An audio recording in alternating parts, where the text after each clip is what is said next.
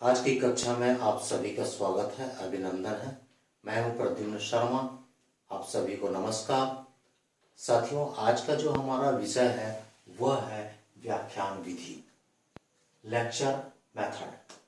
इसे हम भाषण के रूप में शिक्षण भी कह सकते हैं, या हम यह कह सकें कि वे भाषण के रूप में कक्षा को लेते हैं या फिर पढ़ाते हैं। आइए हम देखें कि पिछली कक्षा में हमने आपको दो विधियों के संबंध में बताया था। पहली जो विधि थी वह थी अनुदेशात्मक विधियां, और दूसरी जो विधि थी वह है विद्यार्थी अनुकूल विधियां। तो आज हम व्याख्यान विधि को अनुदेशात्मक विधियों के अंतर्गत लेते हैं और इसी के अंतर्गत हम अध्ययन करने जा रहे हैं।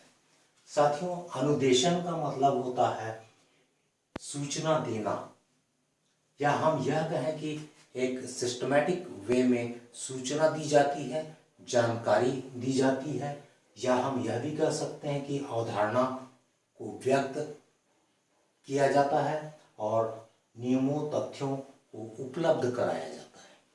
तो ये अनुदेशन जो विधियां होती हैं उसके अंतर्गत व्याख्यान विधि का आज हम विस्तार पूर्वक अध्ययन करेंगे। आइए सबसे पहले हम यह देखें कि व्याख्यान विधि में कक्षा का जो स्वरूप है वो किस प्रकार का होता है।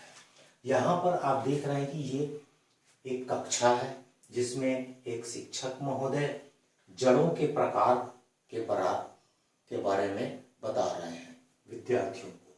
तो ये जड़ों के प्रकार में बहुत सारे जो जड़ होते हैं, या हम कहें कि जो जड़ के प्रकार होते हैं उनके जो चित्र है वो ब्लैक बोर्ड में बनाए हुए हैं और चित्र के माध्यम से वो बच्चों को पढ़ा रहे हैं। यहाँ पर हम कक्षा की और भी परिस्थितियों का अवलोकन करते हैं तो हम पाएंगे कि जो विद्यार्थी गण हैं वो व्यवस्थित ढंग से बैठे हुए हैं। शिक्षक महोदय लगातार जड़ के बारे में बता रहे हैं, बहुत सारी जानकारी दे रहे हैं, सूचना दे रहे हैं और विद्यार्थी गण सुन रहे हैं। इसमें जो अंतःक्रिया है वह शिक्षक और छात्र के बीच में नहीं हो रहा है, बल्कि हम ये कहें कि सीधे सीधे जो शिक्षक हैं वो अपने सूचनाओं का प्रसारण या संप्रेषण विद्यार्थियों तक कर रहे हैं। आइए हम जो कुछ लक्षण हैं उसके बारे में जानने की कोशिश करें कि व्याख्यान विधि के कौन कौन से महत्वपूर्ण लक्षण होते हैं। तो अवधारणा को स्पष्ट किया जाता है, विषय वस्तु जो भी उनको विषय वस्तु मिला होता है उसकी अवधारणा को वो स्पष्ट करते हैं, या फिर हम कहेंगे कि वर्णन करते हैं, व्याख्या करते हैं या भाषण के रूप में व्यक्त करते हैं। उसी प्रकार हम ये देखें कि लिखना, लिखाना, प्रश्न पूछना, उत्तर देना इत्यादि की गतिविधियां होती है।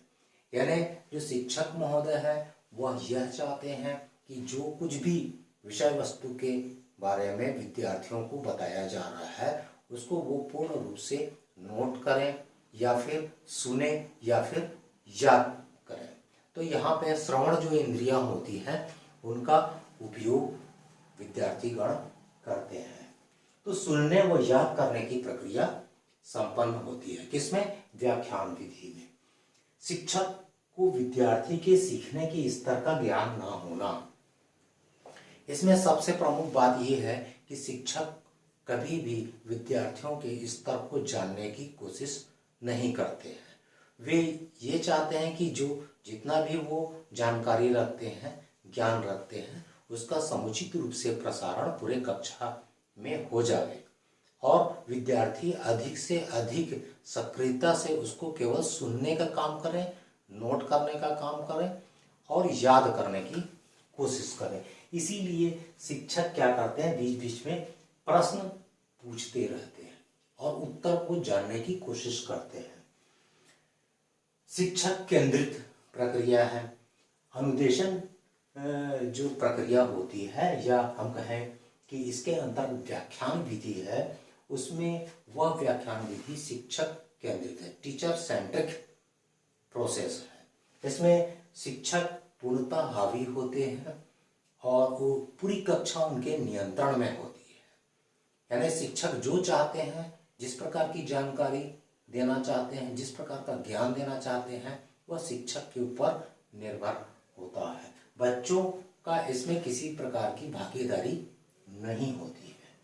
आइए हम और देखें, उच्चतर कक्षाओं के लिए जो व्याख्यान विधि है बहुत ही महत्वपूर्ण है। जितने भी उच्च कक्षाएं हैं, यदि हम देखें कॉलेजेस में, इंस्टीट्यूट में, संस्थान होते हैं, वहाँ पर व्याख्यान विधि का ही उपयोग किया जाता है, क्योंकि जो शिक्षक होते हैं उनको बहुत सारी जो सूचनाएं हैं उनको कम समय में ज़्यादा से ज़्यादा विद्यार्थियों तक संप्रेषित करना होता है। इसलिए व्याख्यान विधि प्रभावी भी हो सकती है, क्योंकि जितना ज़्यादा ज्ञान शिक्षक रखेंगे उतना ही ज़्यादा सूचनाओं का प्रसारण कर सकेंगे।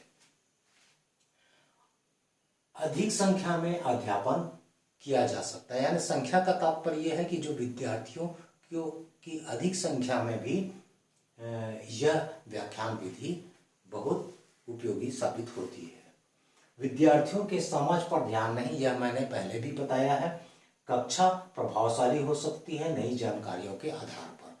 जब हम ये कहें कि प्रवाहपूर्ण जो शिक्षक हैं वो जानकारियों को प्रदान करते हैं, तो उसी सिचुएशन में बहुत सारी नई जानकारियों को भी वो संप्रेषित कर देते हैं। तो इस प्रकार फ्लो में बहुत सारी जानकारियों का फायदा विद्यार्थियों को हो जाता है। शिक्षक सक्रिय, विद्यार्थी निष्क्रिय, बिल्कुल सही कहना है कि जो शिक्षक है वो लगातार पूरे पीरियड में सक्रिय रहते हैं, लेकिन विद्यार्थी केवल सुनने का कार्य करते हैं, किसी प्रकार के एक्टिविटी में भाग नहीं लेते हैं। इसीलिए हम कहते हैं कि विद्यार्थी निष्क्रिय अवस्था में होते हैं। शैक्षिक वातावरण बोझिल व उबाऊ, रुचि जागृत ना होना। कभी कभी जो परिस्थितियां हैं इस प्रकार से निर्मित हो जाती हैं, यह इसलिए होती हैं क्योंकि जो शिक्षक है अत्यधिक सक्रिय होते हैं और विद्यार्थी केवल सुनते रहते हैं, तो पूरी कक्षा है वो निरस हो जाती है, उबाऊ हो जाती है। कुछ बच्चे सुनते भी नहीं हैं, तो उनके लिए यह कक्षा बोरिंग साबित हो सकती है। बच्चों को निर्देश के अनुरूप कार्य करने का बल दिया जाता है। शिक्षक हमेशा यही चाहते हैं कि वो जो चीज़ भी बता रहे हैं विद्यार्थी पूरे तन्मयता से उसको सुनते रहें, नोट करते रहें और याद भी करते रहें। तो इस प्रकार हम कह सकते हैं कि निर्देशों पर अधिक बल दिया जाता है। एक प्रकार से पूरे कक्षा में दबाव का वातावरण होता है। छोटी कक्षाओं के लिए यह अनुचित है। मनोवैज्ञानिक दृष्टिकोण से यदि हम देखें तो छोटी कक्षाओं के लिए यह अनुपयोगी है, क्योंकि जो बच्चे होते हैं वो ज़्यादा समय तक अपना ध्यान को केंद्रित नहीं कर पाते हैं। उनके लिए केवल 10 मिनट, 5 मिनट, बस इतना ही समय पर्याप्त होता है कि वो ध्यान केंद्रित कर सकें। तो इसलिए जो छोटी कक्षाएं हैं उन पर व्याख्यान विधि को लागू नहीं करना चाहिए। वहाँ पर विद्यार्थी अनुकूल विधियाँ लागू की जानी चाहिए। और भी देखें, अत्यधिक तैयारी की आवश्यकता। शिक्षक पीरियड के पूर्व उनको बहुत ज़्यादा तैयारी करनी होती है, तभी वो इतने सारे सूचनाओं को संप्रेषित करने की क्षमता रख सकते हैं। आइए हम देखें और भी बहुत महत्वपूर्ण जो बातें हैं यहाँ पर। विद्यार्थी ज्ञान का सृजन करने और उपयोग करने में असमर्थ होते हैं। पूरी कक्षा में केवल वो शिक्षक को सुनते रहते हैं और लिखने का कार्य करते हैं। कुछ प्रश्न होते हैं जिसका उत्तर वो दे सकते हैं, इसके अलावा वो किसी भी प्रकार की सहभागिता प्रदर्शित नहीं करते हैं। तो इस प्रकार वे ज्ञान का सृजन नहीं कर पाते और जो ज्ञान या जो सुन रहे हैं उसका वो उपयोग भी नहीं कर पाते हैं। शिक्षक के लिए सरल व सुविधाजनक अंतःक्रिया का अभाव होता है। शिक्षक के लिए क्या है, यह बहुत ही सुविधाजनक प्रक्रिया है, क्योंकि वो जितना भी जानते हैं सबको कम समय में व्यक्त कर देते हैं और उनका यही काम होता है। उनको विद्यार्थियों से लेना देना बिल्कुल नहीं होता है, उनके स्तर से लेना देना नहीं होता है।